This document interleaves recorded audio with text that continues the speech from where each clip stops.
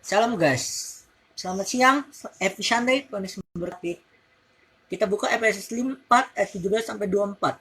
Sebab itu kukatakan dan kutegaskan kepadamu di dalam Tuhan, janganlah hidup dari sama seperti orang yang tidak mengenal Allah dan dengan pikiran yang sia-sia dan pengertian yang gelap, jauh daripada persekutuan dengan Allah, karena kebodohan ada dalam mereka dan karena kedengkian hati mereka, perasaan mereka telah tumpul sehingga mereka menyerahkan diri kepada hawa nafsu dan mengerjakan keserakahan segalanya macam kecemarannya. Tetapi kamu telah mengajarkan mengenal Kristus, karena kamu telah Dia dan menerima pengajaran di dalam Dia menurut kebenaran nyata dalam Yesus Kristus, bahwa berhubungan dengan kehidupan kamu yang dulu harus meninggalkan manusia yang lama yang menemui kebinasaan oleh hawa nafsu yang menyesatkan, supaya kamu diperbarui di dalam roh dan kepikiranmu dan mengenakan manusia baru yang telah diciptakan oleh kehendak Allah dalam kebenaran kekudusan yang sesungguhnya.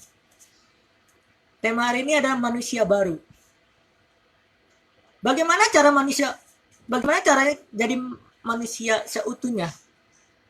Ada 3 poin yang kita harus pelajari.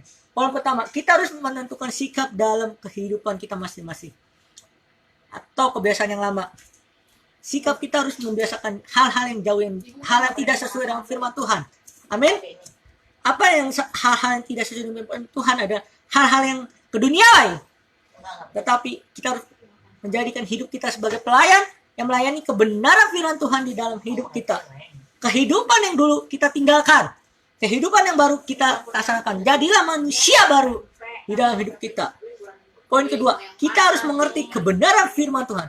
Pertama, kita harus mengerti dahulu kebenaran firman Tuhan yang kita lakukan di dalam hidup kita, maka hidup kita akan diubahkan Tuhan.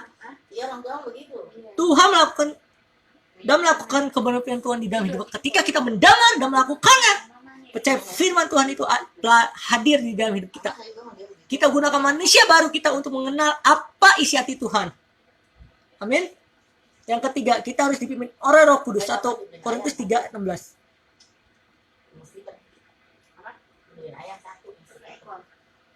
1 Korintus 3 ayat 16. Tidak tahulah kamu bahwa kamu adalah bait Allah dan Allah ada Roh Allah yang diam di dalam kamu.